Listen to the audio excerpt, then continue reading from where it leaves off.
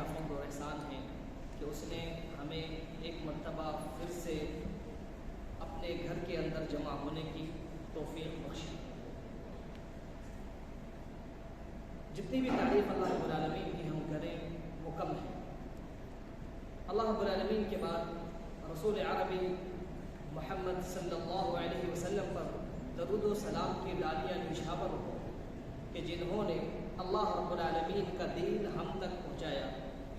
آپ نے اللہ کا دین ہم تک پہنچانے میں کسی طرح کی بھی کوئی کسر نہیں چھوڑی، بلکہ انتھک کوشش کر کے محنتیں کر کے اللہ کا دین ہم تک پہنچایا۔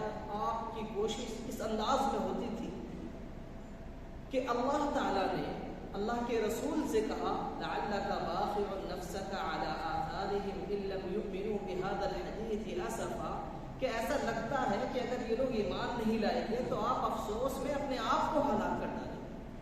یعنی اللہ کے رسول لوگوں کی دعوت کے لیے، لوگوں کی ہدایت کے لیے، لوگوں کو صحیح راستہ دکھانے کے لیے اتنے زیادہ کوشاں رہتے تھے، اتنی زیادہ محنت کرتے تھے کہ یوں محسوس ہوتا تھا کہ اگر یہ سامنے موجود شخص اسلام قبول نہ کرے تو اللہ کے رسول اپنے آپ کو ہلاک کر ڈالیں۔ آپ پریشان ہیں کہ کسی طریقے سے یہ شخص اسلام کے اندر داخل ہو جائے۔ اب ہمارا یہ فریضہ ہے کہ ہم آپ صلی اللہ علیہ وسلم پر درود و سلام بھیجتے رہیں۔ جب آپ کا نام آئے، جب کبھی آپ کا ذکر آئے یا بنا ذکر آئے ہم مجلسوں میں بیٹھیں، بنا مجلسوں کے تنہائی میں آپ صلی اللہ علیہ وسلم پر درود و سلام بھیجتے رہیں۔ اللہ رب العالمین آپ پر ہزاروں ہزار لاکھوں لاکھ درود اور سلامتی اللہ تعالیٰ نازل کرے۔ اللہ کے رسول صلی اللہ علیہ وسلم نے یہ دین اسلام ہم تک پہنچایا ہے، اور اس دین کو مختلف انداز میں اللہ کے رسول نے ہمیں سکھایا ہے۔ ان انداز جو اللہ کے رسول نے دین سکھانے کے اختیار کیے، ان میں سے ایک طریقہ یہ بھی ہوتا تھا کہ کوئی شخص آتا تھا، اللہ کے رسول سے آ کر کوئی سوال کرتا تھا، اللہ کے رسول صلی اللہ علیہ وسلم اس شخص کے سوال کا مناسب جواب دیتے تھے۔ اس جواب سے جہاں اس شخص کو جو سوال کرنے والا تھا علم ملتا تھا، وہیں پر وہ دوسرے لوگ جو آپ کے ساتھ بیٹھے ہوتے تھے اس علم کو وہ بھی سیکھتے تھے، اور پھر وہ علم ان صحابہ کے ذریعے تابعین اور پھر تبع تابعین اور ہم تک پہنچتا چلا آیا۔ ایسے ہی ایک مرتبہ اللہ کے رسول صلی اللہ علیہ وسلم کے مجلس میں ہوا کہ آپ بیٹھے ہوئے تھے، ایک شخص آیا، بالکل اجنبی تھا، لوگ اسے نہیں جانتے تھے، اس کے کپڑے انتہائی سفید رنگ کے تھے، بال سیاہ تھے، جسم دیکھ کر نہیں لگتا تھا کہ یہ شخص کہیں سے سفر کر کے آیا ہے، بلکہ ایسا لگتا تھا کہ یہ محلے کا رہنے والا ہے۔ لیکن تعجب کی بات تھی کہ کوئی اسے جانتا بھی نہیں تھا۔ وہ آیا مجلس میں رسول اللہ صلی اللہ علیہ وسلم کے قریب آ کر بیٹھ گئے۔ آپ نے وہ شخص آیا اور اس نے اپنے گھٹنے آپ صلی اللہ علیہ وسلم کے گھٹنوں سے ملا اور اپنے ہاتھ آپ صلی اللہ علیہ وسلم کی ران پر رکھے، بالکل قریب ہو کر بیٹھ گیا اور آ کر کہا کہ محمد صلی اللہ علیہ وسلم مجھے دین سکھا۔ اس نے سوال کیا کہ من اسلام، کہ اسلام کیا ہے؟ آپ صلی اللہ علیہ وسلم نے جواب دیا الاسلام ان تشهد ان لا الہ الا اللہ وان محمد رسول اللہ واقام الصلاة وایتاء الزکاة وتصوم رمضان وتؤدي الزکاة وتحج بیت اللہ الحرام، او کما قال علیہ الصلاۃ والسلام۔ آپ نے فرمایا کہ اسلام یہ ہے کہ آپ زبان سے اقرار کریں کہ میں گواہی دیتا ہوں کہ اللہ رب العالمین کے علاوہ کوئی عبادت کے لائق نہیں اور محمد صلی اللہ علیہ وسلم اللہ کے رسول ہیں۔ اس گواہی دینے کے بعد آپ نمازوں کی پابندی کریں، زکوٰۃ ادا کریں، روزے رکھیں اور حج کریں۔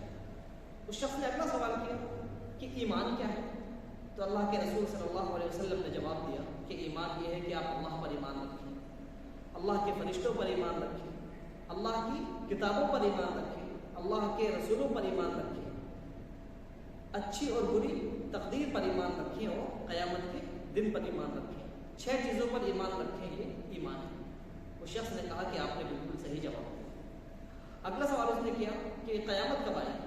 تو آپ صلی اللہ علیہ وسلم نے کہا بل مسئول عنہا بأعلم من السائل، کہ جس نے سوال کیا ہے وہ شخص بھی نہیں جانتا اور جس سے پوچھا گیا ہے وہ بھی نہیں جانتا، دونوں کا علم اس معاملے میں بالکل یکساں اور برابر ہے، دونوں کو نہیں مانتے۔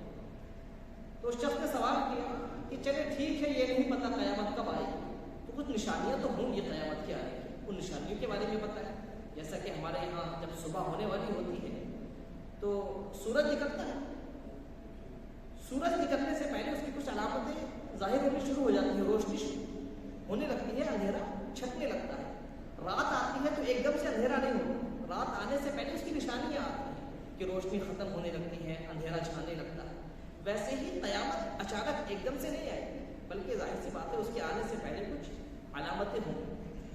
تو اس شخص نے سوال کیا کہ ان نشانیوں کے بارے میں بتلائیں، تو اللہ کے رسول نے کچھ نشانیاں اس وقت ذکر کی، جس میں سے ایک نشانی یہ بھی تھی کہ آپ دیکھو گے کہ عرب کے چرواہے بڑی بڑی بلڈنگیں ایک دوسرے سے بنانے میں آگے نکل رہی ہیں، اور دوسری نشانیاں اللہ کے رسول صلی اللہ علیہ وسلم نے اس وقت ذکر کی۔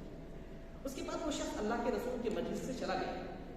آپ صلی اللہ علیہ وسلم نے حضرت عمر سے کہا کہ جائیں دیکھیں ذرا وہ شخص کہاں گیا۔ حضرت عمر باہر نکلے، دیکھیں کوئی نظر نہیں آ رہا، واپس آئے، کہا کہ اللہ کے رسول نہیں ملا مجھے کہاں ہے۔ تو آپ نے فرمایا ھذا جبریل اتاکم یعلمکم دینکم، کہ یہ جبریل تھے جو تمہارے پاس آئے تھے تمہیں دین سکھانے کے لیے۔ کس لیے آئے تھے؟ دین سکھانے کے لیے۔ لہذا ہم سب کی یہ ذمہ داری بنتی ہے کہ ہم دین کو سیکھیں اور دین کو سکھائیں۔ ہم سے نہیں آتا تو ہمیں دین کو پہلے سیکھنا ہے، اور جب ہم سے آ گیا تو اس دین کو دوسروں تک پہنچانا بھی ہے، دین کو سکھانا بھی ہے۔ ہماری یہ مجلس الحمدللہ اسی سلسلے کی ایک کڑی ہے کہ یہاں پر ہم دین سیکھنے کی اور دین سکھانے کی کوشش کرتے ہیں۔ لہذا ہم سب کو یہ چاہیے کہ ہم ہفتے میں ایک دن تو یہ مجلس ہوتی ہے، پورا ہفتہ ہم کھانے کمانے میں مشغول رہتے ہیں، ایک دن جو کہ چھٹی کا دن ہے، کام کا دن بھی نہیں، اس چھٹی کے دن کچھ گھنٹوں کے لیے جمع ہو جائیں اور دین سیکھیں، خود بھی آئیں، اپنے ساتھ دوسروں کو لے کر آئیں، کیونکہ جتنے زیادہ لوگ ہمارے توسط سے ہمارے ذریعے مجلس میں شریک ہوں گے اتنا ہمارا فائدہ ہوگا، دنیاوی فائدہ نہیں، آخرت کا فائدہ۔ ایک شخص بھی اگر ہدایت پا جائے تو یہ چیز دنیا کی کسی بھی نعمت سے زیادہ افضل ہے۔ دیکھیں اللہ کے رسول صلی اللہ علیہ وسلم حضرت علی رضی اللہ تعالیٰ عنہ سے کیا کہتے ہیں؟ جنگ کا میدان ہے۔ کون سا میدان ہے؟ جنگ کا میدان ہے، جنگ چل رہی ہے، ایک طرف کفار موجود ہے اپنے قلعے کے اندر، قلعے کے باہر مسلمانوں کی فوج ہے جو کافروں پر حملہ کر رہی ہے، یہودیوں پر حملہ کر رہی ہے۔ اللہ کے رسول صلی اللہ علیہ وسلم محسوس کرتے ہیں کہ جنگ سخت ہو چکی ہے اور ابھی تک قلعہ فتح نہیں ہو چکا۔ آپ کہتے ہیں کہ میں ایک ایسے شخص کے ہاتھ میں جھنڈا دینے والا ہوں کہ جس کے ہاتھوں اللہ اس قلعے پر فتح نصیب فرمایا۔ آپ علیہ السلام نے اگلی صبح حضرت علی رضی اللہ تعالیٰ عنہ کو بلایا اور ان کے ہاتھ میں جھنڈا دیا کہ اللہ حضرت علی کے ہاتھوں فتح نصیب کر دے۔ حضرت علی جھنڈا لے کر چلتے ہیں، جب چلنے لگتے ہیں تو اللہ کے رسول حضرت علی کو بلاتے ہیں، کہتے ہیں علی رکو۔ اس کے بعد کیا کہتے ہیں آپ دعوت و تبلیغ کی نصیحت کرتے ہیں کہ علی وہاں جاؤ تو سب سے پہلے لوگوں پر حملہ کرو۔ کیا کہا؟ کہا کہ سب سے پہلے وہاں جا کر لوگوں کو اسلام کی دعوت دو۔ لَأَن يَهْدِيَ اللَّهُ بِكَ رَجُلًا وَاحِدًا خَيْرٌ لَكَ مِنْ حُمُرِ النَّعَمِ، کہ اگر اللہ تمہارے ہاتھ کسی ایک شخص کو ہدایت دے دے تو یہ اس سے بہتر ہے کہ تمہیں سرخ اونٹ مل جائے، یا آج کے زمانے میں یہ کہیں کہ تمہیں بڑی سے بڑی نعمت مل جائے، تمہیں فلیٹ مل جائے، تمہیں پوری بلڈنگ مل جائے، ہوائی جہاز کے مالک ہو جاؤ۔ اس سے کہیں بہتر ہے کہ اللہ رب العالمین تمہارے ہاتھوں کسی شخص کو ہدایت دے۔ اللہ کے رسول نے یہ بات جنگ کے میدان میں کہی، گھر میں بیٹھے نہیں کہی کہ جنگ کے لیے جا رہے ہو، لڑائی کرتے ہیں، ظاہر سی بات ہے، دشمن جنگ کے لیے تیار ہے، آپ دشمن کے قلعے پر حملہ کر رہے ہو، جنگ ہوگی۔ لیکن ایسی حالت میں بھی اگر کسی شخص کو اسلام کی دعوت دے سکو تو پیچھے نہیں رہنا ہے، اسلام کی دعوت دینی ہے، اور یہ دعوت دنیا کی ساری نعمتوں سے افضل اور بہتر ہے۔ میں خود سے اور آپ سب لوگوں سے بھی یہی گزارش کروں گا کہ ہم اس دعوت کے کام کو نہ چھوڑیں، کہ جب تک، جہاں تک، جس حد تک ہم اس کام کو انجام دے سکتے ہیں کوشش کریں۔ یہ سلسلہ جو ہمارے درمیان آج موجود ہے، یہاں الحمدللہ دار الحدیث کے اندر موجود ہے، یہ دعوت و تبلیغ کہ ہم خود یہاں آئیں سیکھیں. ہمارے ساتھ ہمارا روم میٹ رہتا ہے, ہمارا ساتھی رہتا ہے روم میں, ہمارے ساتھ اٹھتا ہے, بیٹھتا ہے, کھانا ہم ساتھ کھاتے ہیں.